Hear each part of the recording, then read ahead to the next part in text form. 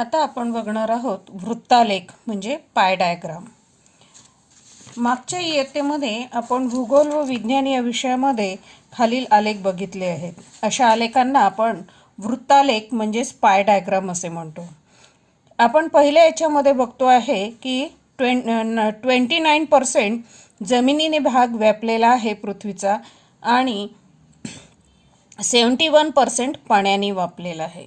हवेतील विविध घटकांचे प्रमाण आपल्याला इथे दिसते आहे की इतर वायू 1% आहे आणि ऑक्सिजन 21% आणि नायट्रोजनचं प्रमाण आहे हवेमधलं 78%.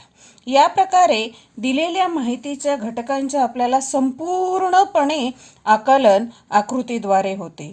हे पूर्ण एका वृत्तामध्ये बायफर्गेट केलेलं आहे, डिस्ट्रीब्यूट केलेलं आहे, म्हणून याला वृत्तालेख असे म्हणतात आणि इंग्लिशमध्ये याला पाय डायग्राम असे म्हणतात. In a pie diagram, the numerical data is shown in a circle. Different components of a data are shown by proportion sectors of the circle. In this figure, seg OA and seg OB are the radii of the circle with center O. Angle AOB is the central angle and the shaded portion is region is O. AXB is a sector of the circle. OA आणि OB या वर्तुळाच्या त्रिज्या आहेत आणि AOB हा केंद्रीय कोन आहे. या केंद्रीय कोनाने जो वर्तुळाचा भाग छायांकित केलेला आहे त्याला आपण वर्तुळ पाकळी असे म्हणतो. त्याला आपण वर्तुळ पाकळी OAXB असे वाचतोस. This is the sector of a circle. Reading of pie diagram, वृत्तालेखाचं वाचन. या आकृतीमध्ये आपल्याला दिसतं आहे की 37% क्रिकेट खेळणारे खेळाडू आहेत. टेनिस खेळणारे खेळाडूंचं प्रमाण आहे 15% and 13% are kho kho, 10% kabaddi, 25% hockey.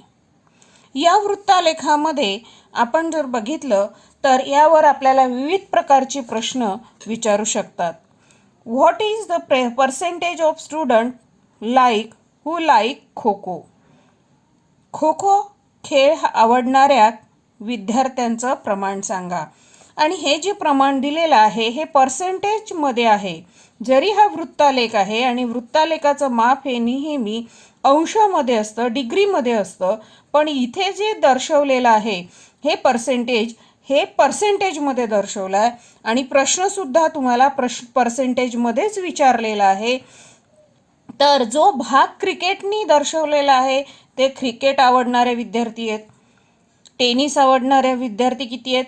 15%. म्हणजे 100 विद्यार्थी असेल तर त्याच्यापैकी 15 विद्यार्थ्यांना टेनिस आवडतोय, 10 विद्यार्थ्यांना कबड्डी आवडतोय, 25 विद्यार्थ्यांना हॉकी आवडतोय, 13 विद्यार्थ्यांना खो खो आणि 37 विद्यार्थ्यांना क्रिकेट.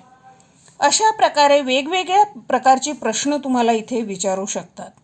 आणखी दुसरा वृत्तालेख जर आपण बघितला तर हा सुद्धा पर्सेंटेजमध्येच आहे. या वृत्तालेखामध्ये एका शाळेच्या वार्षिक अर्थनियोजनाचा आलेख हा दिलेला आहे.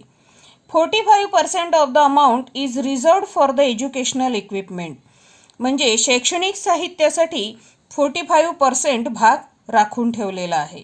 35% खेळाच्या साहित्यासाठी राखून ठेवलेला आहे आणि सॅनिटेशनसाठी म्हणजे स्वच्छतेसाठी किती % आहे? 10% आणि एन्व्हायरमेंटसाठी आहे 10%. अशा प्रकारे या पाहिल्याबरोबर आपल्याला या आकृतीवरूनच आपल्याला पूर्णपणे दिलेल्या माहितीचं आकलन होते. आता एक उदाहरण आपण बघूया. As deducted from a survey the classification of skill worker is shown in the pie diagram. This if the number of workers in the production sector is 4500, answer the following question. What is the total number of skilled worker in all field?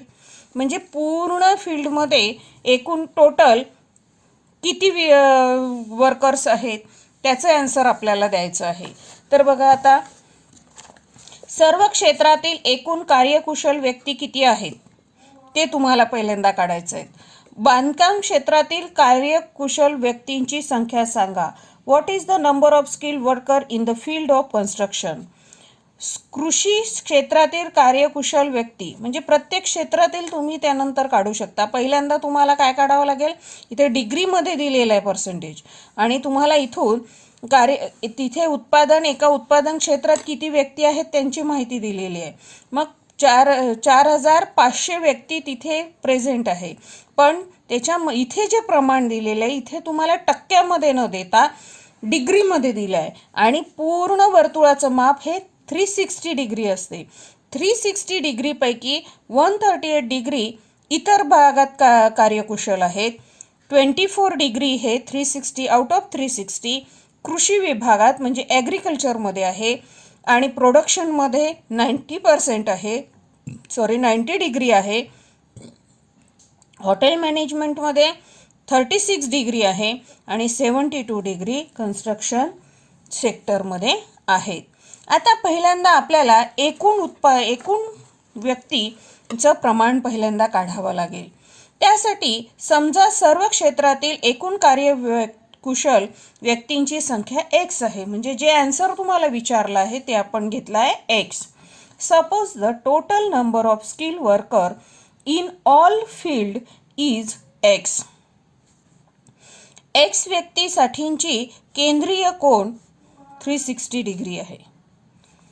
उत्पादन क्षेत्रातील कार्यकुशल व्यक्तीसाठीचा केंद्रीय कोन पहिल्यांदा आपल्याला काढावं लागेल. एकूण व्यक्ती आणि उत्पादन क्षेत्रातील व्यक्ती गुणेला 360. कोन किती आहे? 90. उत्पादन क्षेत्रातील 90 डिग्री. ठीक आहे, केंद्रीय कोन. उत्पादन क्षेत्रातील व्यक्ती किती आहे? 4,500. आणि त्याच्यापैकी कितीपैकी x हे 360 डिग्री. एकूण व्यक्ती आपल्याला अजून माहिती नाही आहे, म्हणून x पैकी 4,500 व्यक्ती उत्पादन क्षेत्रातील व्यक्ती आहेत. मग उत्पादन क्षेत्रातील व्यक्तींची फक्त तुम्हाला माहिती इथे दिलेली आहे. उत्पादन क्षेत्रातील व्यक्तींची माहिती दिलेली आहे, आणि इथे त्याचा कोन दिलेला आहे, आणि एकूण किती व्यक्ती आहेत ते आपल्याला काढायचं आहे, ते आपण x घेतलेला आहे. मग एकूण व्यक्तीपैकी 4,500 व्यक्ती उत्पादन क्षेत्रामध्ये आहे, तर 360 पैकी किती ते आपल्याला काढायचं आहे. 360 पैकीचा पण आपल्याला माहिती आहे 90 डिग्री, म्हणजे ह्या याच्यामध्ये आपल्याला माहिती काय नाही आहे, फक्त एकूण व्यक्ती. बरोबर आहे. मग आपण इथे ठेवलेला एकूण व्यक्तीचा x. मग x बरोबर काय आलं? 360 पण इकडे काय होईल? भागेला होईल, आणि गुणेला इकडे भागेलामध्ये काय जाईल? 4. इथे आन्सर कसं येईल? x is equal to 4500 multiplied by 360 upon 90. 9 4 जा, आणि इथे येईल 18,000 व्यक्ती. सर्व क्षेत्रातील कार्यकुशल व्यक्ती किती आहेत? 18,000. Total number of skilled worker in all the field together are 18,000. आता आपल्याला एकूण व्यक्ती किती आहेत ते मिळालेले आहेत. आता आपल्याला काढायचं आहे की प्रत्येक क्षेत्रामध्ये, आता बांधकाम क्षेत्रामध्ये 72 आहे, ते एकूणपैकी बांधकाम क्षेत्रातील व्यक्ती आपल्याला काढायचे आहेत. मग एकूणपैकी बांधकाम क्षेत्रातील व्यक्ती गुणेला 360, किंवा आपण असं पण करू शकतो, 360 पैकी 72 अंश आहे, तर 18,000 पैकी किती? जे बांधकाम क्षेत्रातील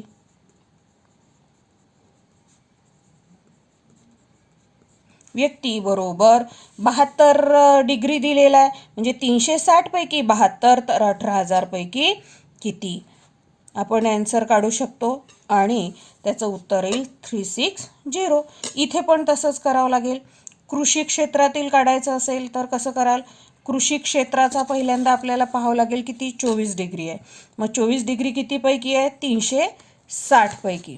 24 डिग्री आहे 360 पैकी, तर 18,000 पैकी किती? डायरेक्ट आन्सर निघतं. अशा प्रकारे तुम्हाला उत्पादन व बांधकाम क्षेत्रातील केंद्रीय कोनातील फरक कितीचा आहे? 18चा.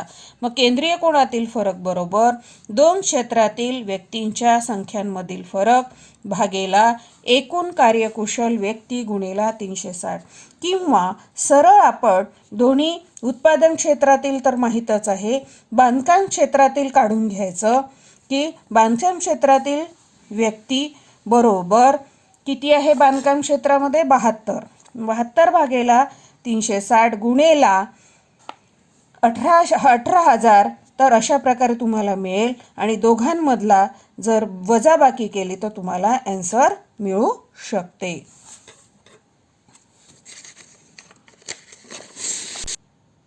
या प्रकारे तुम्ही उदाहरण सोडवू शकता आहे की बांधकाम क्षेत्रातील कार्यकुशल व्यक्ती किती? तर 360 पैकी 72 तर 18,000 पैकी किती?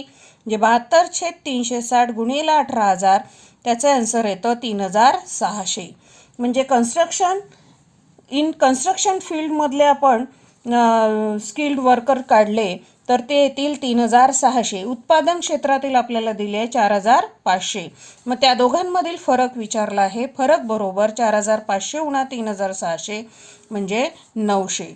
म्हणजे difference between the number of worker in the two field is equal to 900. या पद्धतीने सुद्धा तुम्ही आन्सर काढू शकता. वृत्तालेख काढणे. To draw pie diagram. We have seen to read a pie diagram. Now let us learn to draw it. To draw a pie diagram, the whole circle is divided into sector proportion to the component of the data. The measure of central angle of each sector is found by the following formula. The measure of central angle of sector theta is equal to number of scores in the components divided by total number of scores multiplied by 360 degree. वर्तुळ पाकळीच्या केंद्रीय कोनाचं माप जर तुम्हाला काढायचं असेल तर त्या घटकातील संख्या भागेला सर्व घटकातील एकूण संख्या गुणेला 360. योग्य त्रिज्येचे वर्तुळ काढून सामग्रीत जेवढे घटक दिले आहेत तेवढ्या वर्तुळ पाकळ्यांच्या वर्तुळाचे विभाजन करता येतात.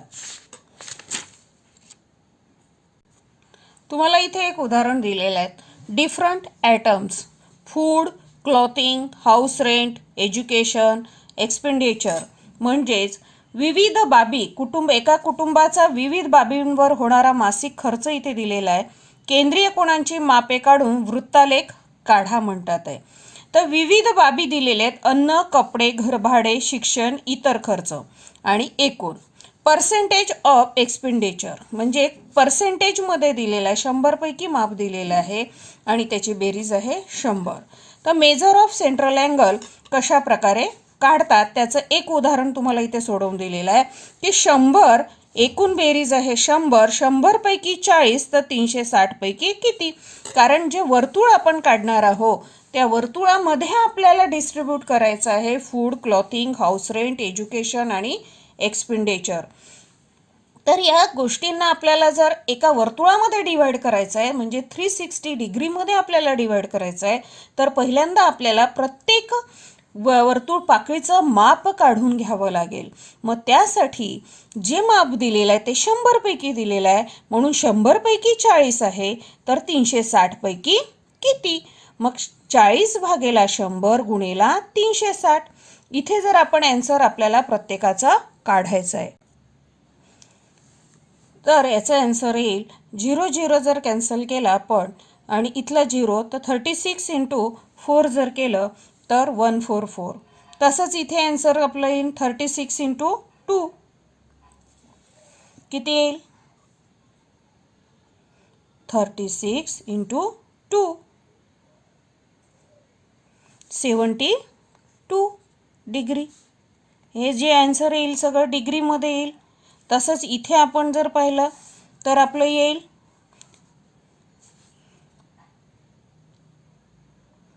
50 multiplied by 36 divide by 10 that is 54. आपण वेगळ्या पद्धतीने पण करू शकतो. इथे जर आपण निरीक्षण केलं तर 100 आणि 360 हा कॉमन दिसतोय. मग 360ला जर 100ने डिवाइड केलं तर आपलं येतो 3.6. मग हा जो इथला नंबर असतो या नंबरला जर आपण 3.6ने मल्टिप्लाइड केलं तर आपल्याला आपलं आन्सर मिळतं.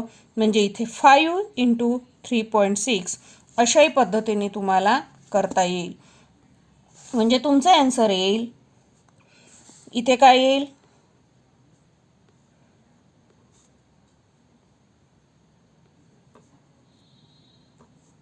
3.6 multiplied by 20 that is 72. इथे 3.6 multiplied by 5 that is 18. आणि या सगळ्यांची जर बेरीज केली 144 प्लस 72 प्लस 54 प्लस 72 प्लस 18 तर किती येतं 360 येतं. अशा प्रकारे पहिल्यांदा आपल्याला पाय चार्ट काढण्यासाठी एक काय काढून घ्यावं लागेल टेबल तयार करून घ्यावा लागेल. आणि टेबल तयार केल्यावर एवढ्या मापाचा प्रत्येकामध्ये आपल्याला कोन मोजावा लागेल. आता ते कसं करायचं आपण प्रॅक्टिकली बघूया. सगळ्यात पहिले एक विशिष्ट त्रिज्या घेऊन एक आपण वर्तुळ काढून घेऊया.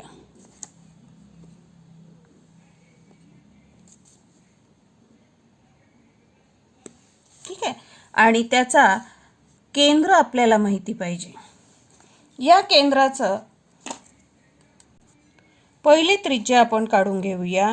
ती येईल तुम्हाला दिसण्यासाठी मी पेनाने करते पण तुम्हाला हे सगळं वर्क पेन्सिलने करायचं आहे. पहिली आपण त्रिज्या काढून घेतली आणि त्यामधलं पहिलं माप आहे फूडचं आपलं 144. तर 144 मोजण्यासाठी पहिल्यांदा आपल्याला तो कोन मोजून घ्यावा लागेल. 144 म्हणजे हा 90, 100, 110, 120, 130, 140, 144 म्हणजे इथं येईल. जरी हा वर्तुळाच्या बाहेर आला तरी तुम्हाला बाहेरपर्यंत न काढता तुम्हाला या वर्तुळापर्यंतच काढायचं आहे. आणि याचं आन्सर लिहायचं आहे की अन्न किंवा फूड. आणि त्याचं माप आहे 144 डिग्री. मग आता सेकंड काढायचं आहे 72 क्लॉथिंग.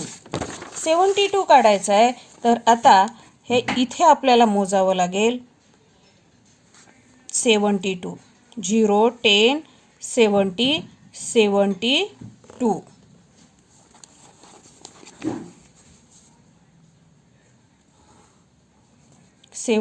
आहे कपडे म्हणजे क्लॉथिंग.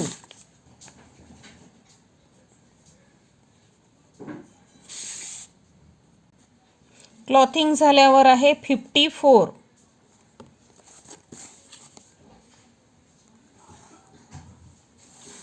मग आहे 72 पुन्हा. क्लॉथिंग नंतर बिलकुल सिरियल नंबरने घ्यायचं. पुन्हा 72.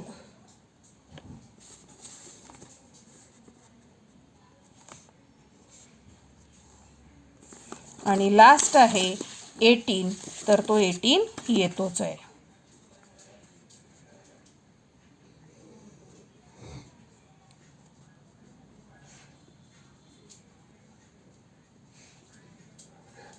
ठीक आहे. तर अशा प्रकारे आणि आता आपल्या इथे काय आहे हाऊस रेंट. हाऊस रेंट म्हणजे घर भाडे. पहिलं आहे घर भाडे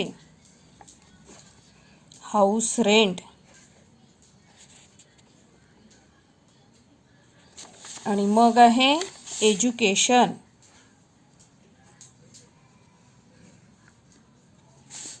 म्हणजे शिक्षण.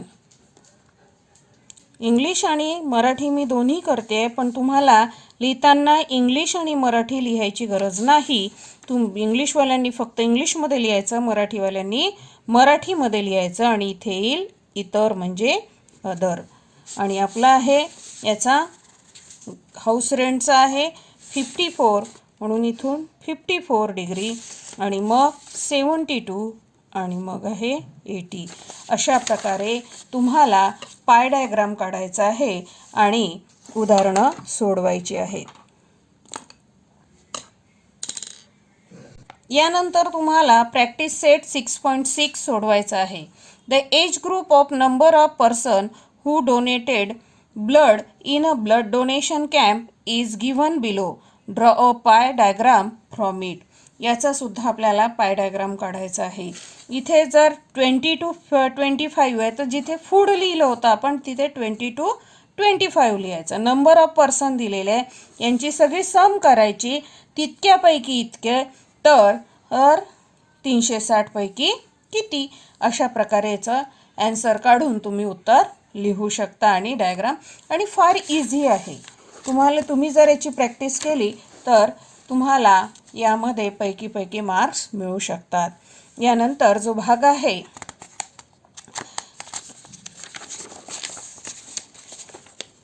मिसलेनियस प्रॉब्लेम सेट 6, हा सुद्धा वहीमध्ये सोडवायचा आहे. आणि काही रीडिंग ऑफ पाय डायग्राम आहे, त्यामधले सुद्धा प्रश्नांची उत्तरं सोडवायची आहेत. दोन्ही डिग्रीमध्ये दिलेले आहेत आणि तुम्हाला दिलेल्या याच्यापैकी उदाहरण सोडवायचे आहेत. त्यांचं पर्सेंटेज काढायचं आहे. त्यांचं रुपीज इन्व्हेस्टमेंटचे शेअर्स किती रुपयामध्ये आहेत ते तुम्हाला टोटल इन्व्हेस्टमेंट काढायचे आहे. हे सगळे प्रश्न उत्तरं सोडवायचे वहीमध्ये आणि प्रॅक्टिस करायची. इथे आपलं प्रकरण संपत आहे आणि कोर्ससुद्धा संपत आहे.